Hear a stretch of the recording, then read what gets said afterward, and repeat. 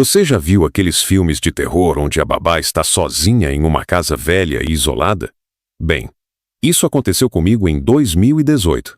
Mas, ao contrário das protagonistas corajosas, eu era apenas uma adolescente de 17 anos, com mais sarcasmo do que bom senso e absolutamente zero habilidades de sobrevivência. Estava apenas tentando ganhar um dinheiro extra como babá. Eu já havia trabalhado algumas vezes como babá, mas o destino tinha planos mais sombrios para mim. Fui contratada para cuidar dos filhos dos Wilson, 3 crianças agitadas, em sua casa de campo nos arredores de Salto Pirapora, um pequeno distrito esquecido no interior de Sorocaba. Era véspera de Halloween, e eu precisava do dinheiro para ajudar a pagar um laptop que comprei para estudar. Um amigo me disse que havia uma vaga de babá. Gostei. Mas passar a noite mais assustadora do ano no meio do nada?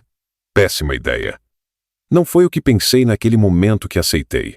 Assim que cheguei, a casa me deu calafrios. O chão de madeira rangia sob meus pés, a iluminação era fraca, e as janelas eram grandes demais, deixando o interior vulnerável à escuridão lá fora.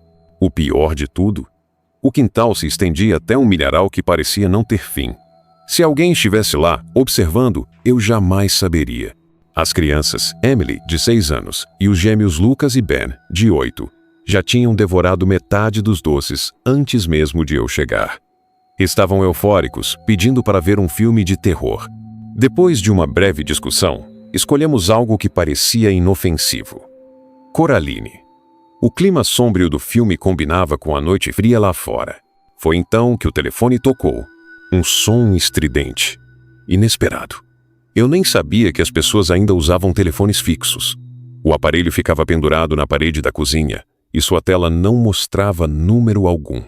Atendi hesitante. Alô? Nada. Apenas silêncio.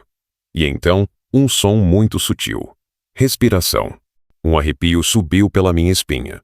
Muito engraçado, falei, fingindo desinteresse. Desliguei antes que pudesse ouvir mais alguma coisa. Voltei para a sala, mas não se passaram nem 5 minutos antes do telefone tocar de novo. A mesma chamada sem identificação. Atendi. Dessa vez, uma voz rouca sussurrou. Estou te observando. Meu coração parou. Engoli em seco, tentando rir. Isso não era engraçado. Feliz Halloween para você também, respondi, tentando soar firme antes de desligar com força. As crianças notaram minha expressão. Quem era? Emily perguntou, abraçando um travesseiro. Só um trote menti, forçando um sorriso. Mas minha mente estava em alerta. Voltamos ao filme, e tudo parecia tranquilo, até que a tela apagou.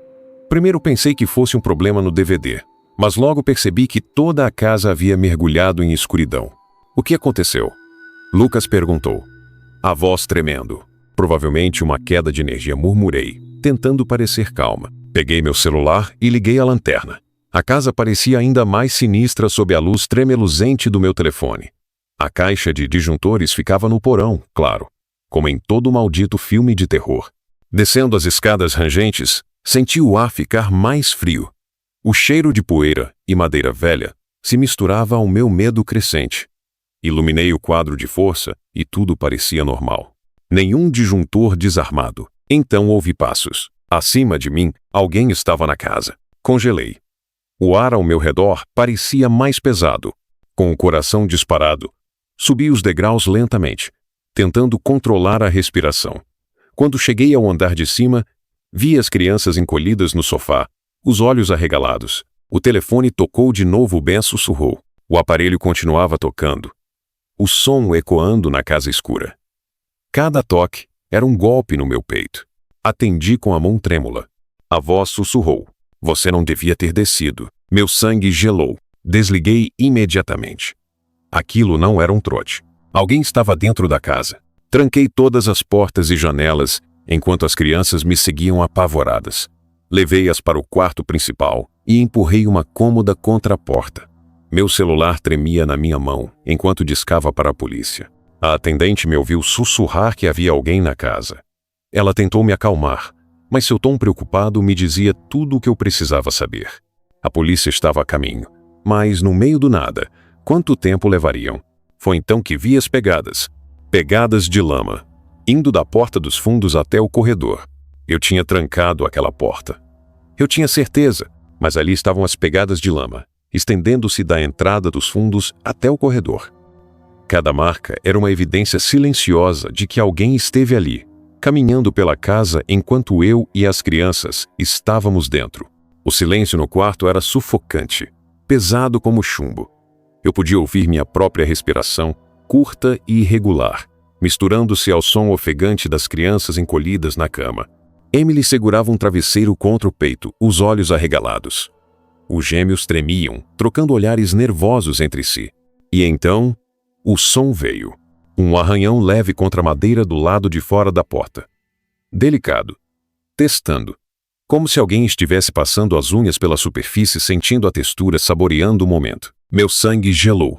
Logo depois, um clique seco na maçaneta. Meu coração martelou contra minhas costelas. Alguém estava tentando entrar. Empurrei as crianças ainda mais para trás, os olhos fixos na maçaneta. Meus dedos se fecharam ao redor do abajur de cerâmica no criado mudo, a única arma que eu tinha. Eu sabia que não faria muita diferença se aquela porta cedesse, mas meu instinto gritou para eu me preparar. O silêncio lá fora era tão intenso que eu quase podia ouvir a eletricidade no ar. Então, a maçaneta girou. Não completamente. Apenas um pequeno movimento. Um teste. Um aviso. Quem está aí? Minha voz saiu entrecortada. Um tom de desespero que eu não consegui conter. Nenhuma resposta. Apenas um silêncio vivo, pulsante, que fez cada fio de cabelo no meu corpo se arrepiar. Então, os passos começaram a se afastar. Mas não foi um alívio. Não significava que ele tinha ido embora. Ele estava procurando algo. Ouvimos gavetas sendo reviradas na cozinha, portas de armários batendo com um som surdo, e então um barulho metálico, algo sendo retirado de uma gaveta, uma faca. Minha boca ficou seca. Minha mente correu, imaginando todos os cenários possíveis. Será que ele queria dinheiro? Ou queria algo muito pior? O tempo se arrastava. Os segundos pareciam minutos. E o silêncio que vinha depois dos ruídos era ainda mais apavorante. Eu podia sentir o suor frio escorrendo pela minha nuca, podia ouvir o estômago de um dos meninos roncar baixinho no meio da tensão, mas ninguém ousava se mover. Então, no meio da escuridão absoluta, veio outro som. Passos. Na escada. Eles não eram apressados. Não eram desajeitados. Eram cuidadosos, lentos, calculados. Cada degrau rangia sob o peso daquele estranho, tornando impossível ignorar o fato de que ele estava subindo para nós. Emily começou a soluçar baixinho, e eu imediatamente apertei sua mão. Um pedido silencioso para que ficasse quieta. Meus olhos voltaram para a maçaneta, esperando vê-la girar de novo a qualquer instante. E então, as sirenes. Elas começaram como um som distante, mas rapidamente cresceram, rasgando a noite com sua presença inconfundível. Luzes vermelhas e azuis invadiram as janelas, criando sombras disformes nas paredes. A casa ficou morta por um segundo. Nenhum som, nenhum passo, nenhuma gaveta se abrindo. Então, correria. Passos rápidos, pesados, desesperados. Uma porta sendo escancarada. O motor de uma moto rugindo no silêncio da noite. Me arrastei até a janela e vi a silhueta de um homem montando a moto às pressas. O farol se acendeu, cortando a escuridão por um breve instante antes de ele sumir na estrada de terra. Os policiais chegaram segundos depois, armados, varrendo a propriedade com lanternas e gritos de comando. Mas era tarde demais. Ele já tinha ido. Eles encontraram pegadas de lama que levavam do quintal até a casa, sinais claros de arrombamento e gavetas reviradas, mas nenhum sinal do intruso, nenhuma explicação, nenhum rosto, apenas um vazio inquietante deixado para trás. Os Wilson chegaram pouco depois, pálidos de horror. Pediram desculpas repetidas vezes, mas eu mal conseguia ouvi-los. Meu corpo ainda tremia. Meus pensamentos ainda estavam presos naquele som da maçaneta girando. Naquela noite, quando finalmente saí daquela casa e dirigi para casa, meus nós dos dedos estavam brancos no volante. Cada farol na estrada parecia um par de olhos me observando. Nunca mais aceitei um trabalho de babá. O Halloween costumava ser meu feriado favorito. Mas, agora ele me lembra de uma verdade que não consigo mais ignorar. Os piores monstros não são aqueles dos filmes de terror. Pensei que isso só acontecesse em filmes, mas são reais. As maldades do mundo realmente são reais e pode acontecer com qualquer um, e estão esperando, nas sombras, pela sua distração.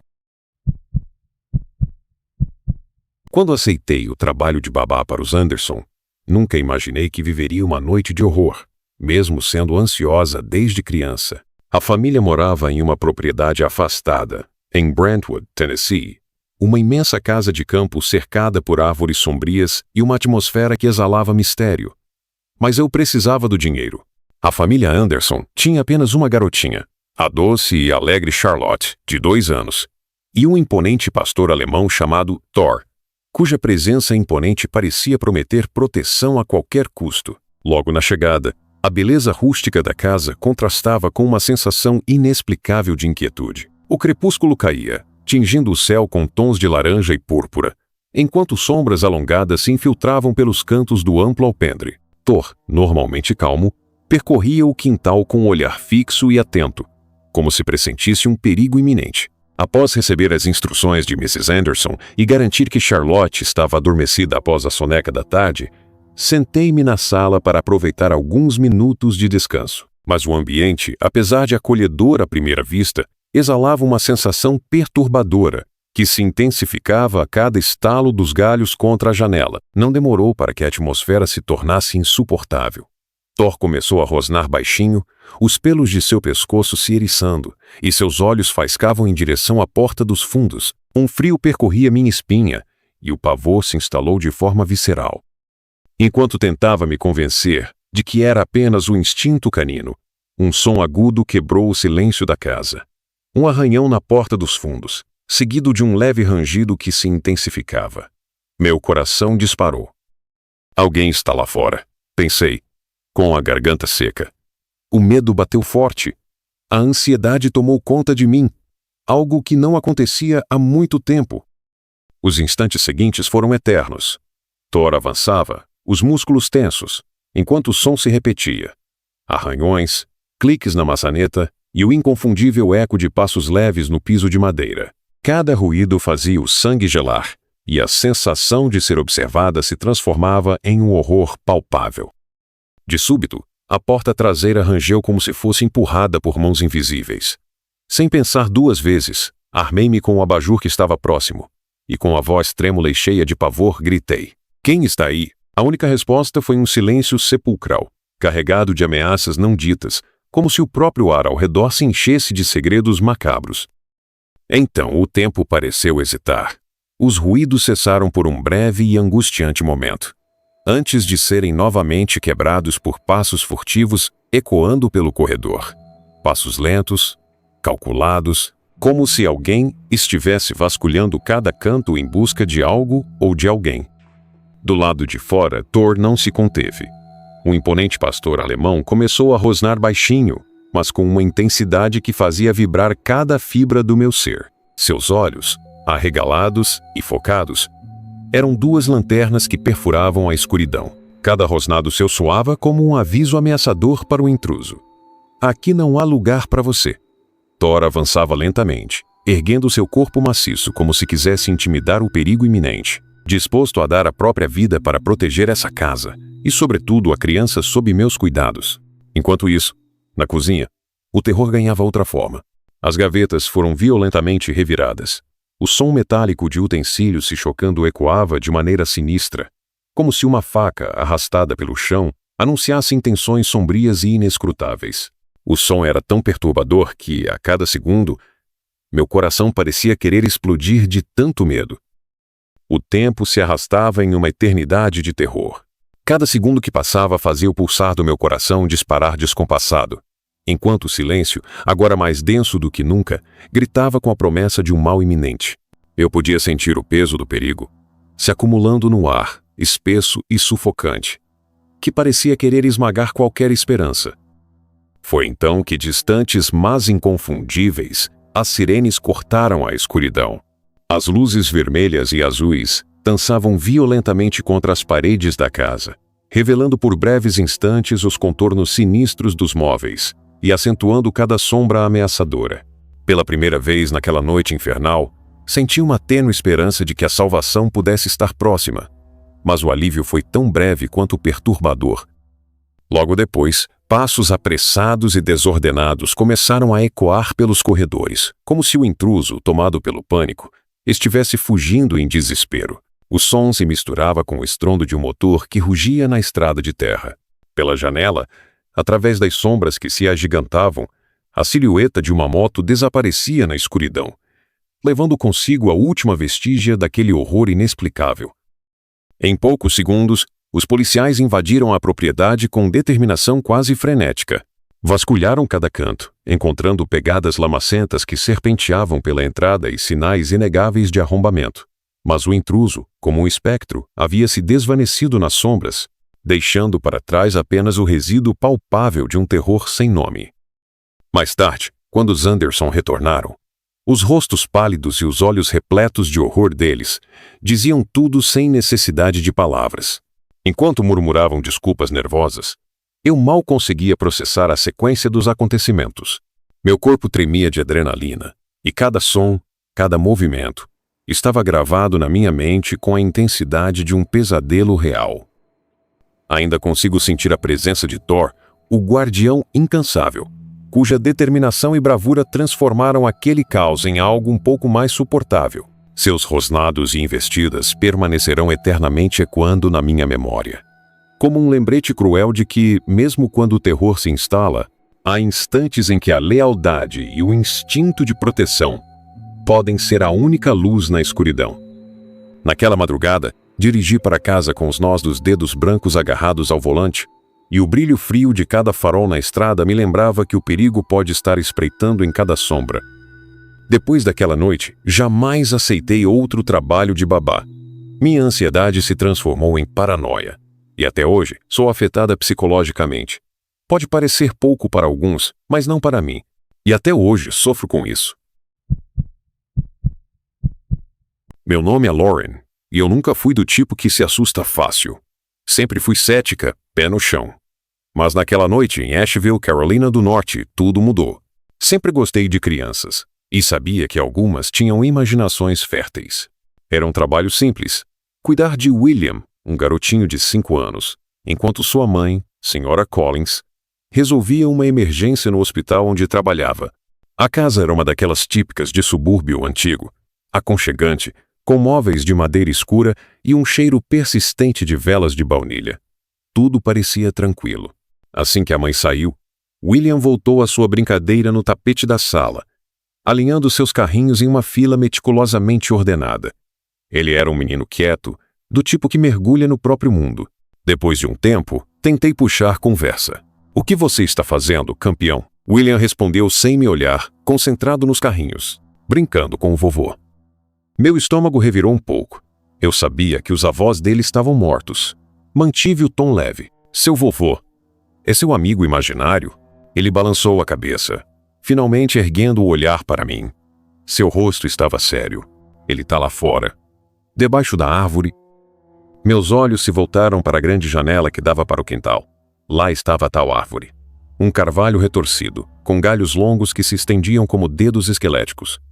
Não havia ninguém lá. Ri sem graça. "Ah, entendi. O que o vovô está fazendo?" William voltou a mexer nos carrinhos e respondeu com a naturalidade mais perturbadora do mundo, balançando-o na cadeira. "A de madeira que faz crack-crack." Um arrepio frio percorreu minha espinha. Havia algo na forma como ele disse aquilo. Era específico demais. Tentei não pensar nisso e continuei a noite normalmente. Dei o jantar a William, li uma historinha e o coloquei na cama. Mas, enquanto apagava a luz, ele segurou meu pulso com sua mãozinha gelada. "Se ele bater na janela, não abre, tá?" Engoli seco. "William, por que ele bateria na janela?" O menino apenas se virou para o lado, puxando o cobertor até a cabeça. Desci para a sala sentindo um peso estranho no peito. Era só a imaginação infantil, certo? Apenas uma criança solitária lidando com a ausência da família. Mas eu não conseguia parar de olhar para a janela. O quintal parecia mais escuro do que antes. O vento sacudia os galhos da árvore, fazendo sombras inquietantes dançarem nas paredes da sala. Suspirei, tentando me acalmar. Eu não acreditava nessas coisas. Até que a casa ficou silenciosa demais. O tipo de silêncio denso, sufocante, onde cada pequeno som parece amplificado. E então veio o som. Crack. Crack, crack. Lá fora, eu me levantei devagar, o coração martelando nas costelas. Caminhei até a janela com passos pesados, meu corpo gritando para não olhar. Mas eu olhei e vi uma cadeira de balanço, se movendo sozinha. O vento não era forte o suficiente para aquilo. O rangido da madeira contra o chão ecoava no quintal escuro. Então vi a sombra, alta, curvada, parada perto da árvore.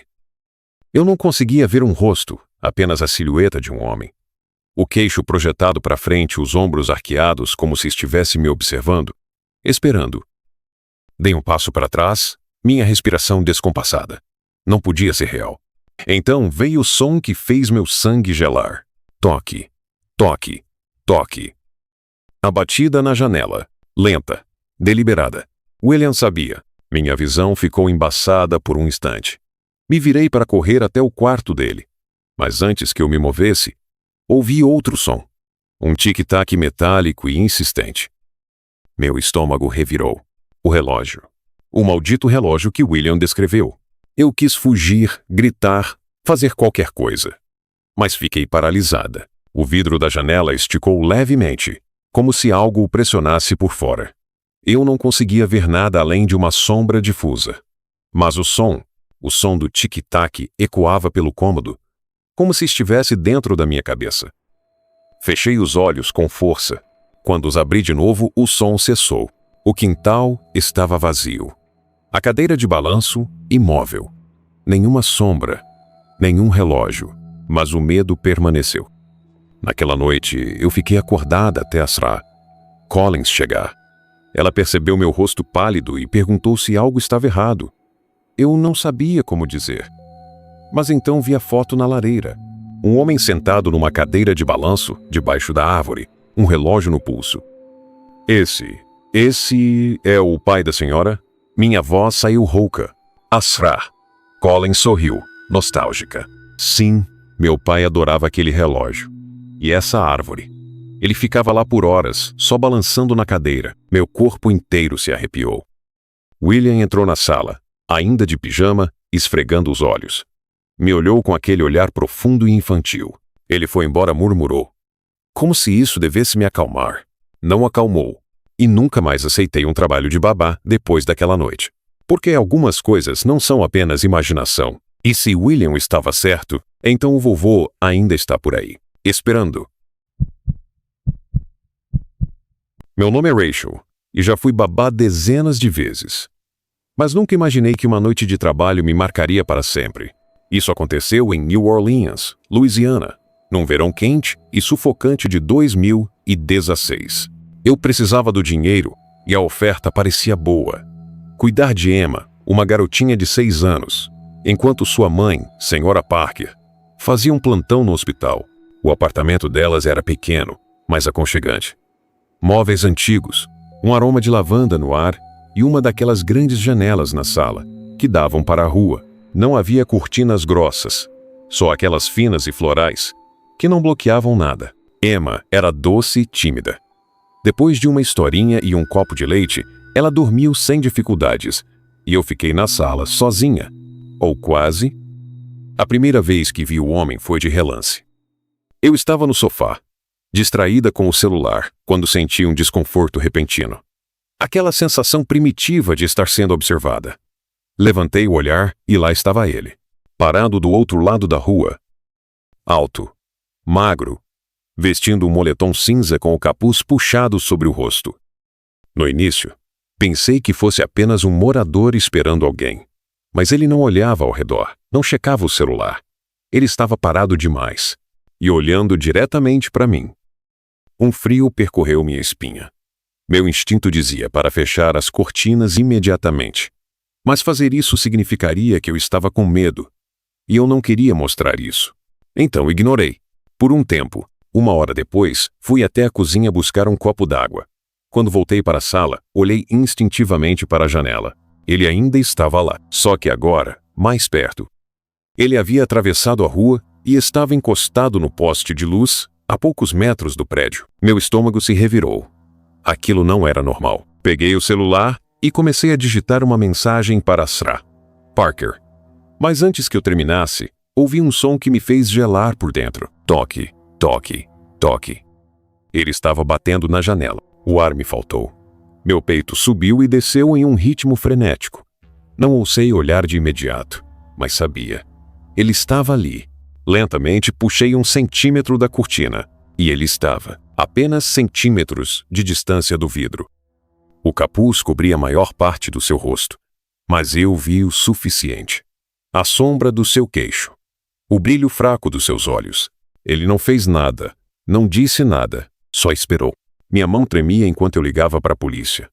Eu nunca tinha sentido medo assim na minha vida. Tem um homem na minha janela. Ele está me olhando e batendo no vidro. A atendente manteve a calma e disse que uma viatura estava a caminho. Mas naquele momento, o tempo parecia se arrastar cruelmente. Então, o som mudou. Não mais um toque leve. Agora, era o som da maçaneta sendo testada. Ele estava tentando entrar.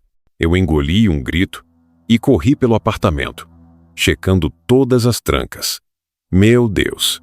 E se eu tivesse esquecido alguma, o apartamento era pequeno demais. Eu não tinha para onde fugir. E então, veio o silêncio absoluto. Nada de batidas. Nada de puxões na porta. Por um segundo, a ilusão do alívio me atingiu. Talvez ele tivesse ido embora.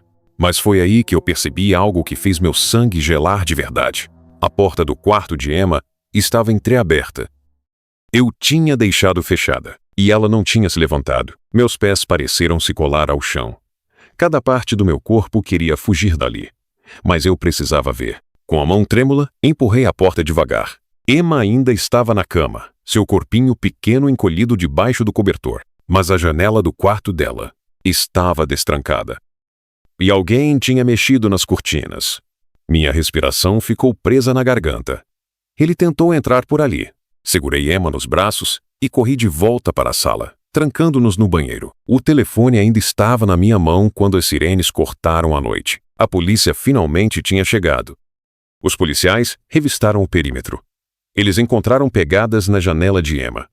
Mas o homem havia sumido. Perguntaram se eu tinha visto seu rosto. Mas a única coisa que eu lembrava eram os olhos. Olhos que não demonstravam raiva, nem urgência, só paciência. Como se ele soubesse que essa noite não seria a última, como se estivesse esperando a hora certa. A senhora Parker chegou desesperada. Ela chorou, me agradeceu. Disse que instalaria câmeras no dia seguinte.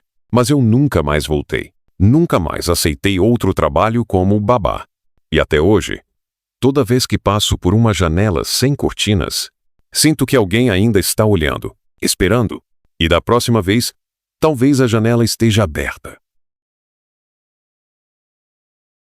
Se você gostou dessas histórias de terror, não se esqueça de se inscrever no canal, deixar seu like e compartilhar com seus amigos. Muito obrigado por estar aqui e até a próxima, onde o medo nunca dorme.